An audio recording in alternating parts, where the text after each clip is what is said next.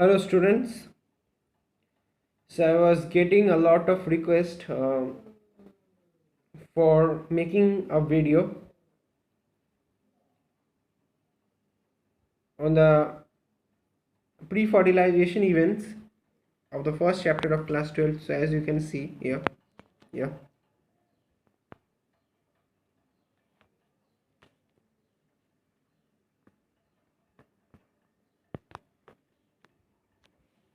या सो मैं आपको चैप्टर वाइज एक्सप्लेनेशन देंगे, ठीक है ना। तो आप देखो।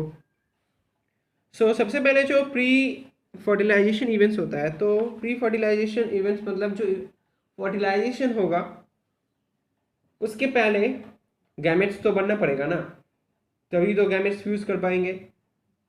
तो बेसिकली प्री फर्टिलाइजेशन इवेंट्स में हमें दो चीज़ पढ़ना है। एक जो होगा वो है गैमेटोजेनेसिस, ठीक है ना। तो gametogenesis nothing but it is the process of the formation of the gametes, सही है, ठीक है ना। तो और एक जो प्रोसेस होगा वो है गैमेट ट्रांसफर, ठीक है ना। तो गैमेट ट्रांसफर, और फर्स्ट जो हम पढ़ेंगे वो है gametogenesis means the formation of the gametes, and second जो हम पढ़ेंगे वो है गैमेट ट्रांसफर। ये दोनों प्रोसेस से मिलकर बनता है क्या, pre fertilization events, nothing new. तो मैं आपको दिखा रहा हूँ, देखो। Pre-fertilization events. So these include all the events of the sexual reproduction prior to the fusion of the gametes. The main two pre-fertilization events are the gametogenesis and the gamete transfer. तो सबसे पहले हम पढ़ेंगे gametogenesis क्या होता है, ठीक है ना। तो gametogenesis is nothing but it is the formation, the process of formation and differentiation of the haploid sex cells. तो सबसे पहले हमें पता होना चाहिए कि जो mail and female, they produce the male gamete, the male produce the male gamete which is the sperm, and the female produce the female gamete which is the egg or the ovum. And these gametes, the male gamete and female gamete, are haploid in nature, that is they contain n number of chromosomes, clear। So basically अगर हम देखते हैं कि as we have already aware, gametogenesis refers to the process of formation of the two types of, so gametogenesis, okay, refers to the process of the formation of the two types of gametes, the male and female.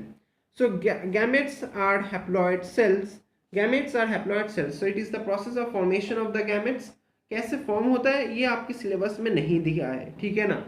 तो next अगर आप देखते हैं यहाँ पर, ठीक है, मैं आपको दिखा रहा हूँ, देखो।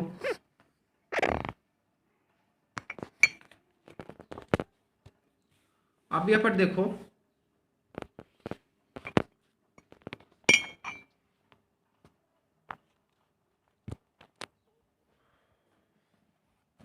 इन सम एल्गे, देखो इन सम एल्गे, मैं थोड़ा जूम भी कर दे रहा हूँ आप लोगों के लिए।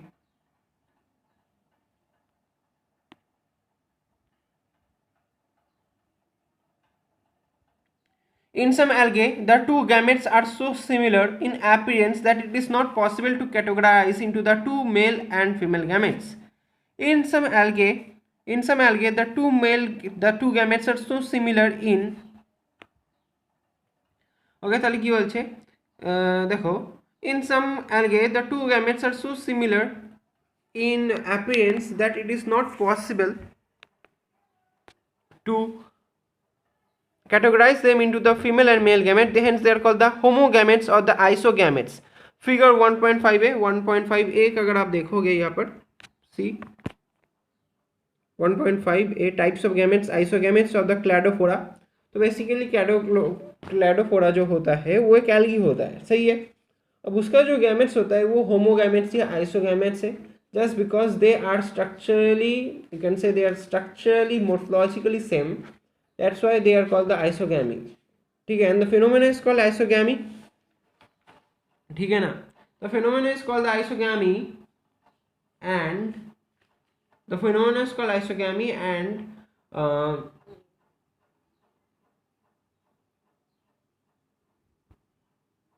एक मिनट,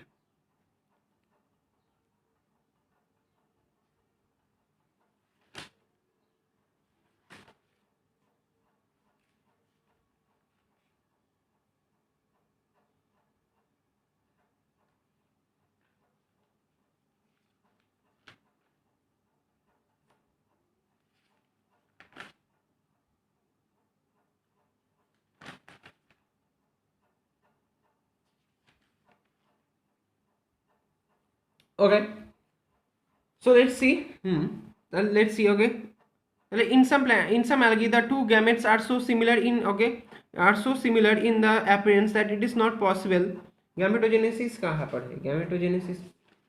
गैमेटोजेनेसिस में ही है आपका, देखो. सो या गैमेटोजेनेसिस में ही आपका होता है क्या, हम पढ़ रहे थे कि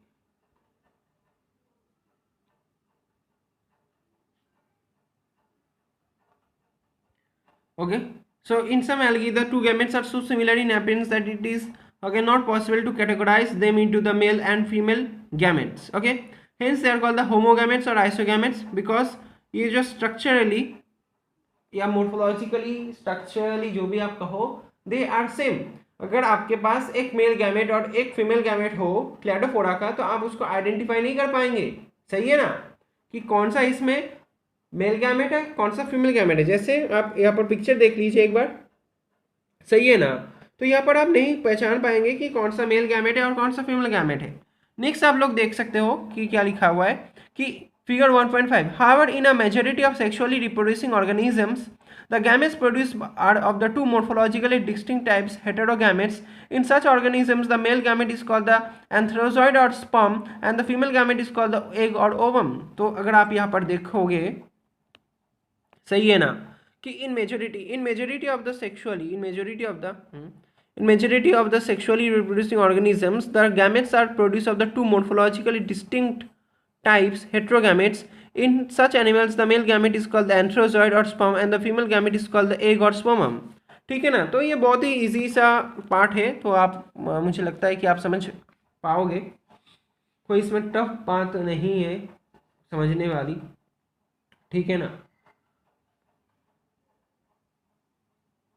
ओके, नेक्स्ट होता है सेक्सुअलिटी इन ऑर्गेनिजम्स. ठीक है ना, तो गैमेटोजेनेसिस के एक सब डिवीजन आप कह सकते हो कि क्या है ना, सेक्सुअलिटी इन ऑर्गेनिजम्स.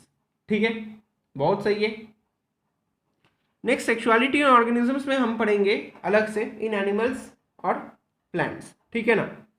सेक्सुअलिटी इन ऑर्गेनिजम्स में अगर आप देखोगे, sexual reproduction in organisms generally involves the fusion of the gametes from the two different individuals. Obviously पता है, but this is not always true. From your recollection of examples studied in class 11, can you identify cases where self fertilization is observed? Of course citing such examples in plants is easy. Self fertilization होता है जिसको हम कहते हैं parthenogenesis. ठीक है ना. Parthenogenesis मैं आपको थोड़ा सिंपली बता दे रहा हूँ, कि मैं आपको बता भी दे रहा हूँ और दिखा भी सकता हूँ. ठीक है, मैं दिखा भी दे रहा हूँ, रुको.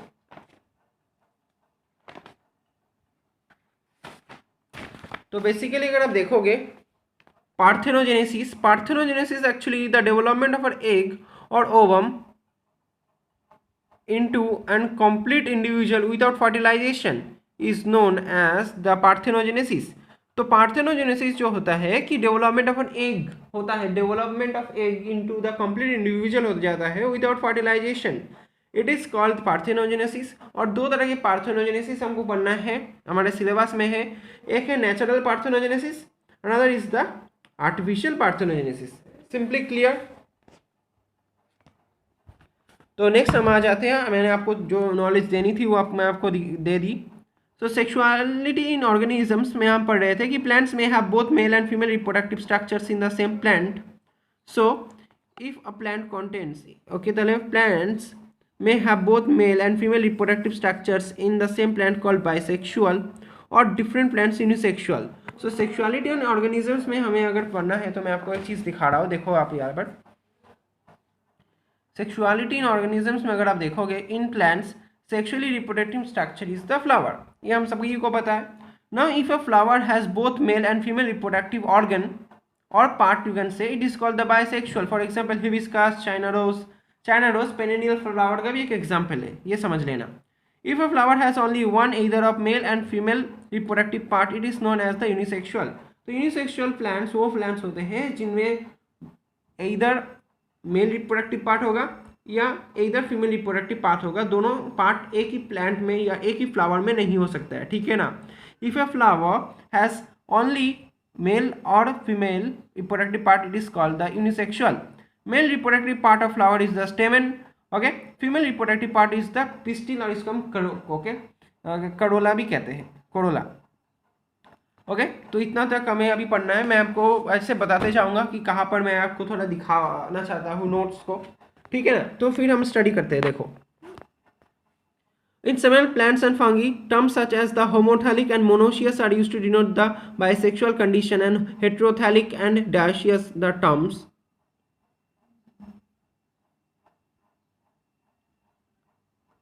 ठीक है ना। तो हमने कहाँ तक पढ़ा? हमने यहाँ तक पढ़ा। प्लस अच्छा से तो हमने यहाँ तक पढ़ लिया। तो नेक्स्ट लेक्चर में